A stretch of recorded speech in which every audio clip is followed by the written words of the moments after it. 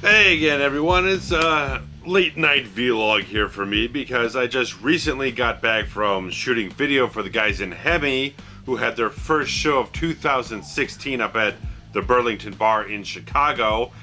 Great re-hooking up with these guys. Haven't seen them since September and haven't shot a show for them since like last summer.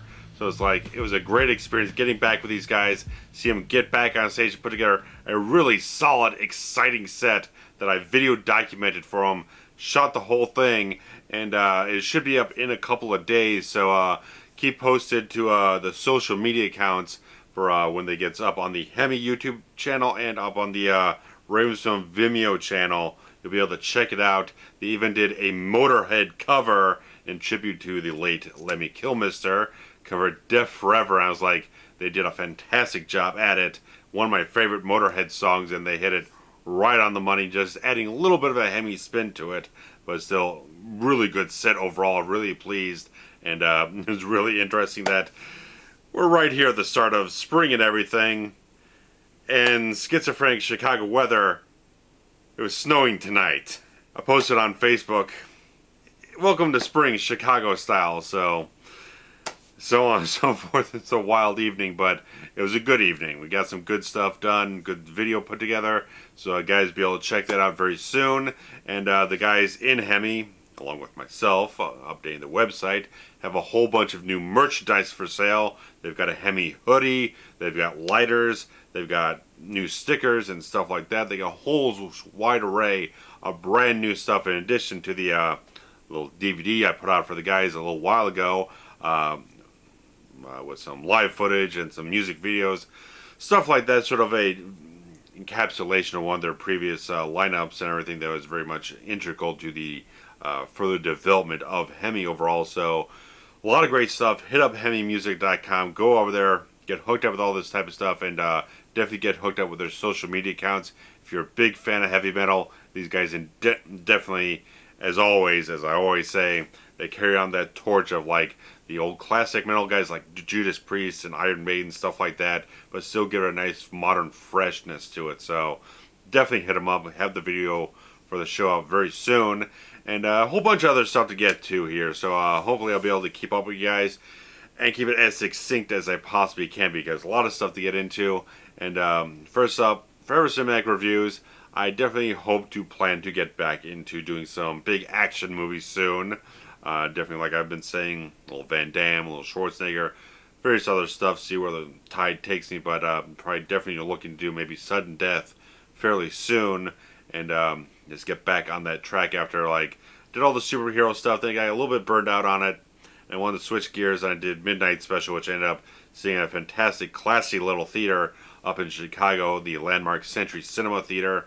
I was very pleased having to go there. It's a very clean, nice place with leather seats. I really enjoyed it. So if you're ever in Chicago, definitely hit it up. The Landmark Century Cinema Theater. Check it out if you ever have the opportunity. And I did the little review of the little early 90s mystery thriller with Jeff Fahey, Sean Young, Drew Barrymore, Sketch Artist, which is, I wasn't having a great time of things last Saturday, and it was like, I was just kind of mulling around and searching through all the on-demand stuff and having to find the movie, and it was like, turned out pretty alright. It was like, it was a nice thing to watch on a day where you're not having the most fantastic time of things. So it was like, nice, easy thriller to get into. So, didn't think the review was going to get a ton of hits or whatnot, and I haven't really been checking up on it yet, but will soon by the time I post this, obviously. But definitely check it out. I made it a much more shorter video for you guys instead of the big, like, 30-minute long ones I've been doing. This is a nice 15, 16-minute video for you guys to check out.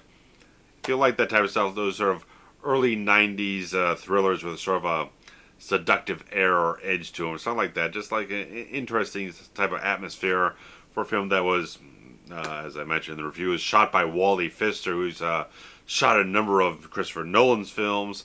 And just like, it was a really good film that I checked out, and I'll get to something else here later, which I have yet to watch, but I did mention that review. But a couple of Blu-Rays and a couple of different things to catch up on you guys, because what I picked up most recently, just this past day, because I I can't, like, I think I might have mentioned recently or whatnot, I did cancel my Netflix subscription this past week just because I just don't do much on there. It's like I'll watch Star Trek: The Next Generation and I'll watch Quantum Leap. I was like, I got the full series of Quantum Leap on DVD. I've got Hulu already for all my new shows that are coming up. So it's like, I already got Star Trek: The Next Generation, all the Trek series on Hulu.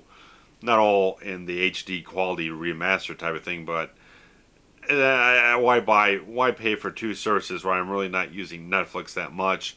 And I did, after dealing with a sketch artist last Saturday, I did end up catching up on the beginning of season 2 of The Flash. And lo and behold, like the next day after I canceled my Netflix subscription, I really kind of got the hankering to actually finish off season 1. I'm being very schizophrenic about all that. I start with a little bit of season 2, jump into season 1, it's back to season 2.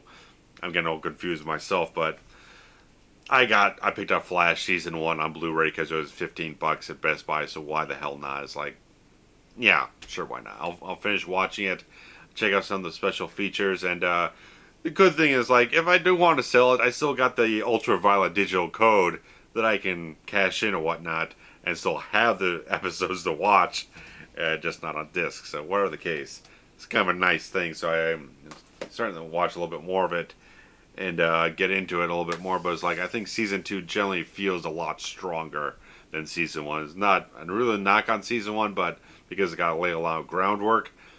But season 2, I've been enjoying immensely with everything I've seen from it. But like I said, my sketch artist review revealed that there was a sequel to the film that I did get the same day I was editing the review. This VHS copy, which is, I've yet to watch it, but has a bit of a different twist to it that Jeff Fahey comes back. It's the same screenwriter. It's directed by Jack Shoulder, who did Nightmare on Elm Street 2, Freddy's Revenge, which many people take in very different types of ways. But he's a good, solid director from what I know. And it's a kind of a good thing to put it in his hands. And you got Courtney Cox in this film as a blind witness, which is why the title of the film is Sketch Artist 2, Hands That See.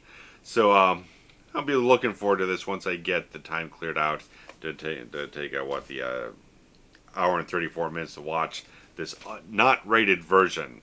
Because a lot of the things I was looking up, researching this, kept saying PG-13, but all the labels on the disc I kept coming across kept saying not rated, so I don't know where this PG-13 crap is coming from, but there you go. So that came out about 2 years after the original, so I think hopefully it'll be living up pretty alright to the what I liked from the first film. So there's that. And let's talk a little Steelbook stuff here, because one of my prized Steelbooks from the DVD age is RoboCop. It's fantastic Steelbook. This is so perfect. I just loved this thing. It's like crown jewel type of thing. It's so nice having this whole thing here looking so beautiful. 2 discs on this thing, and it's like I've had this since it came out in 2007 as a Christmas gift, and it's like, it's so nice.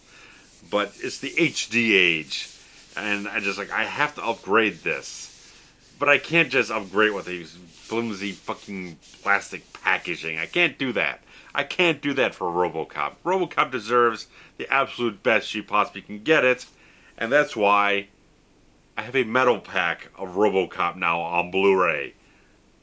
You gotta upgrade to the comparable thing. It's now, yeah, it's the Metalpak with a little sort of partitioned spine here, whatnot, which is gonna irk you a little bit. Same as my X-Men Days of Future Past one, but it's like, this is nice and durable, man. I like this. It feels good. It feels like RoboCop. It's fucking RoboCop, you know? It's gotta take a fucking bullet. The thing's gotta be bulletproof to hold up for RoboCop, man. Nice little Blu-ray, 1 disc, all the same features, probably new stuff too, in a nice remastered edition. This is the remastered version of the film to get the absolute highest quality video possible. So it's like, I can now safely get rid of this, sell it off on eBay, because I have this beautiful little thing here. Because I had plenty of opportunities to just grab RoboCop on Blu-ray, and regular old keep case type of thing, but just felt so damn flimsy. I can't go from DVD steelbook to plastic Blu-ray case. I just can't do it. I can't do it. I couldn't do it. I just had to find a way to get that thing. I got it for steal. Someone on Amazon Marketplace was selling this thing for $1.63 plus shipping, and it's like, despite the fact that even though I paid for expedited shipping, it still took like a week to get here. I can't complain that much for getting it for that freaking price. It's insane. But capping out the whole Blu-ray thing is obviously the Star Wars Force Awakens stuff, which I did the Blu-ray news video, kind of the rough sketch of what I'll probably end up doing, but we'll get around to that and everything. But talked a lot about all the retailer exclusives and all that type of stuff there, what's going to be in what version, and where you can get where, blah. But the problem was, I ended up finding out shortly before the release date that all the retailer exclusives were going to be extra cost. Especially the Best Buy Steelbook version I was looking at was going to cost a whole $8 more just for exclusive packaging. So I got the regular edition. I just got the regular old Blu-ray version with no special anything because it was already $20 and it's like I don't need to spend more money just to get a special piece of packaging. It's not that necessary, and though I've just been talking about RoboCop, but I got that for a steal. I wouldn't pay an extra premium price. I was gonna find a deal on that one way or another. So it's like, all I need is this. I need this, and this is nice because I have now watched everything. I watched the 2 hours of bonus features when I got it on Tuesday. I was very pleased with so much of the stuff on this thing. Sorry if my nose feels a little bit stuffed up here, but I liked a lot of the featurettes on this thing. They're not quite as in-depth as you probably want, as like you've gotten with stuff like the Empire of Dreams documentary and the old DVD set, stuff like that, but it's good. This thing is a good Blu-ray to put out. It pays a lot of tribute, a lot of honor to the whole thing, and just like I liked how they explored a lot of the practical effects, how they achieved that. Some of the stuff that's surprisingly practical, stuff that looks like it was shot on some sort of location, which was actually shot with on a sound stage, such as the Starkiller base exteriors and everything. All the snowy landscapes is all shot on a sound stage, remarkably so. And just a lot of the things, how they talk about how the construction of BB-8 and how they use different versions of it for different purposes in the filming process, and really like the John Williams featurette where they talk with him about him coming back to Star Wars yet again and just kind of weaving in new themes and creating new motifs for different characters now. I thought that was very much a good treasure too. And the main featurette and the whole thing, the Secrets of the Force Awakens, was also a very good featurette that just really kind of gave the general landscape of how the film was created, the genesis of it, how it was developed, and how the things went on and everything. I thought it had a lot of really good content from a lot of different participants in there, and like I really enjoyed seeing stuff like hearing more from Adam Driver on his character of Kylo Ren, especially because I just saw Midnight Special and he was also in that film playing a very different type of character. All this type of stuff just kind of like really makes me very much more gravitated towards him as an actor and what he has to say about his performance and his character and all this type of stuff he has to go going forward. It was a lot of good stuff that I really enjoyed. Everything that's put together here, and just everything they had on here, all the different featurettes about the visual effects, seeing Dennis Muren talk about all that stuff, just like all these different things. It just felt like, again, a bit of that magic of Star Wars that you saw, and all the little sort of special effects sort of TV shows or whatnot, and you saw like late 80s or early 90s, stuff like that. It just felt very much in tune with that type of thing, with how they did the film, how they made all these effects, all that type of stuff. I thought they really came together and put together a nice package here. And it would be nice to kind of get a commentary track at some point in time, but I was kind of thinking things over, and it's like, yeah, they could do a commentary track now, but they still have to be a certain amount of secrecy about where they're developing these characters for. Where's the long run and a thought process towards where these characters are going. It might kind of work better after like they finish off this trilogy, put out a whole like trilogy pack and put in a bunch more features, have a bit more of a retrospective type of commentary, so they could kind of talk about everything that they developed for this film and where it kind of led into with the next couple of films to kind of have more of an overarching type of feel, not having to continue to have a bit of a restraint about talking about things they really can't talk about just yet, where things are going to lead to next. So it's like, if they could do one that's a little bit more freed up and they could talk about things a little bit more loosely and still have a lot of good participants with JJ and Lawrence Kasdan and a couple other people, I think that would be a very interesting type of thing. And Disney likes to do all their re-releases and everything, just like Lucasfilm did before with re-releasing these films on VHS and Laserdisc and DVD so many times. Yeah, they're probably going to go ahead and do another big release sometime down the road with a bunch more new features, stuff like that, because they just like to milk things, because they have sound business strategy, but it's not always to the benefit of the consumer. Really kind of just buy it once to get everything. You always got to like buy it 3 times to get everything you want. But that's why they're one of the biggest movie studios out there, because they know exactly how to milk their audience and price gouge them. Because have you seen the prices on their Marvel Blu-Rays and everything? I walk into Best Buy and it's like, it's going to cost you $30 to buy the Avengers on Blu-ray or something like that. It's like, yeah. Put these things on moratorium, bring them back, jack out the prices, and like, what else choice do you have? So there's that and everything. And obviously, talking a little bit of Star Wars here, because again, got the teaser for Rogue One hitting, which is taking place slightly before the events of Episode 4, A New Hope, having certain characters being brought together to go steal the plans for the Death Star. And it's like, I was really impressed by this trailer. It's like, it worked very good as a teaser. Didn't give away too much. It just kind of peppers in enough to really kind of get you intrigued about where it's going. I really liked that. It was very character-centric. It didn't focus on a lot of spectacles. It was really kind of introducing you to the main character here and a couple of the little characters and a little bit of the cast here with like Forrest Whitaker, Donnie Yen, who's like, ever since I saw Donnie Yen in Highlander Endgame, was like not a terribly good film, but he was fantastic for like the 3 minutes he actually had any time to showcase his talent. It's like, this guy's phenomenal. It's like seeing him do something in this film, going to do a lot of good action, really get me excited too. It's like, just seeing that this was very character-centric and introducing you to some very key characters in this storyline, get you invested with them, instead of just like, because we know where the storyline eventually ends up. That's what A New Hope is, but it's getting invested in the characters that'll make the film interesting. It's like, they're definitely introducing different characters and new characters and stuff like that. I really like a lot of the imagery you had in this trailer, because a lot of the stuff when you see like the Yavin 4 base and stuff like that, the casting of whoever they got for Mon Mothma looks like a dead ringer for whoever they cast back in Return of the Jedi.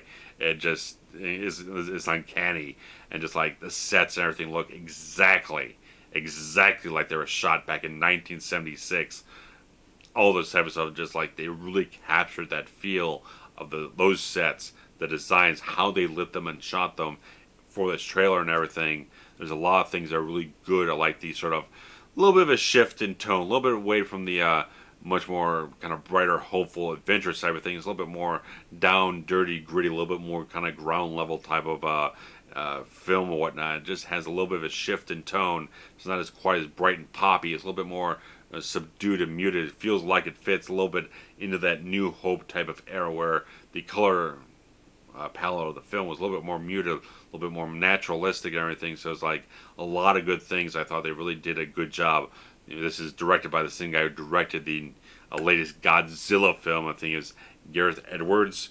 And just like these things really come off very well. It's like, again, some imagery. I really like Ben Mendelsohn in his sort of Grand Admiral Thrawn white Imperial garb with the cape and everything. It's really good imagery. Just like they really chose some great shots to throw in this thing. Really kind of just get your eyes kind of sizzling or whatnot. Just like really kind of getting you interested in all the visuals here, especially like that one shot of whoever it is with the 2 royal guards. Has the black cloak on in front of this sort of white glowing pillar. It really just sends off so many signs. I have no idea. Could that be the Emperor? Could it be someone else? Who knows? and just like all these little things, it teases you enough to get the right images out there to really kind of get your interest peaked. It's like a really good trailer that didn't do too much, but did enough to introduce you to the concept and some of the characters that are going to be explored in this film. I think they did a really good job putting this out. It's like it really came out very well. I watched it quite a few times. It's like it really hit off a nice beat here. So good up on them. I'm glad they finally put out a trailer, and now we can start getting a little bit of that marketing roll going, and I'll get that momentum going in the next couple of months. So it's like just solid teaser and everything. And that's pretty much all I got for you guys at this point in time. I don't think there's anything else. No more Blu-Rays, no more stuff about HEMI. Videos will be up in the next couple of days. And Forever Cinematic will get back on his feet with some bigger movies. Some nice adrenaline-packed type of stuff leading up to the release of Captain America Civil War, which I guess all the first advanced screenings have just happened for critics and everything. So you guys are going to be hearing a lot of words and everything, but also everyone else's opinion is just their opinion. We're just here to express what we feel about it and get your feedback and your input and everything. So it's like, that's what I view it as. Because like, yeah, whatever you think about Batman v Superman, there was a lot of very strong praise about it when all these advanced screenings hit. But obviously we've had a lot of things trickle down in very divisive type of ways. So it's like, just take it with a little bit of restraint there. So I think if you want to get excited for it, that's your own choice and everything. But I can kind of keep it a little bit pulled back. Don't get myself too overhyped, because like it's a big film that has a lot of ambition behind it, which I'm very keen on. Like I've said before, I think Marvel Studios really needs to get to that point where they kind of shake things up a little bit and just do something a little bit more risky, a little bit more ambitious. Just kind of not be afraid to kind of let go of the same old type of stuff they've been doing for a while. It's high time that they do something that just kind of just rattles the entire cinematic universe there and makes it so at the end of the film things are not at all the same as they were at the beginning. So it's like they did a good job with that with Winter Soldier. I think they did a good job of just like making the next step forward where they kind of shook things up a little bit. But I think they're really going to go a little bit further here and really hopefully do something that really pays off well and they really stick to it. Because one of the things I was reading comics back when they were doing the original Civil War comic book storyline, is like as soon as that moment came up in the storyline where Spider-Man reveals his secret identity to the world, the moment I saw that, I said they're going to retcon this within a year, and ultimately it didn't even take even half a year to do it. By the end of the year of that publishing, they'd already retconned the whole thing and blew it out of continuity. And just like, it was just one of those things. It's like once that moment happens, like it's just one of those things that just rubbed me the wrong way. Because like, not by the fact of what it was, just by the fact that I knew Marvel wasn't going to stick to their guns and leave that as the status quo. If you're going to shake it up, stick to it, hold strong to it. That's what I want. Don't start doing a lot of retcons. If you're going to kill characters off, or you're going to do whole different things, very radical type of stuff, stick to it and go forward and just hold to it. It's like, don't get afraid for it. Push forward with the storylines you've got going, and just hopefully it'll pay off in the long run. If it's done well, people will mostly accept it. You can't please everyone, but the vast majority, if you stick to it, you tell the story well, and it pays off, and you don't kind of pull back and go back on yourselves later, people will respect you for what you do. So that's what I have to say about that. So and after that, X-Men Apocalypse, which hopefully will live up to what I hope it will be, because Days of Future Past, absolutely loved it. Hopefully they can hit it off just as well that time. So that's plenty of work for me. Very long video, but I kept it hopefully as fast paced as I could to get as much out to you guys. So again, sorry if my nose is a little stuffed up here, kind of a little late in the game to kind of do anything about it. But anyway, thanks for watching, guys. I'll hopefully be back with a review soon. And thanks for watching. Post your comments about anything, or just hit up all the social media links in the description below. And I'll be back with you guys soon. So take care. Thanks for watching. Bye-bye.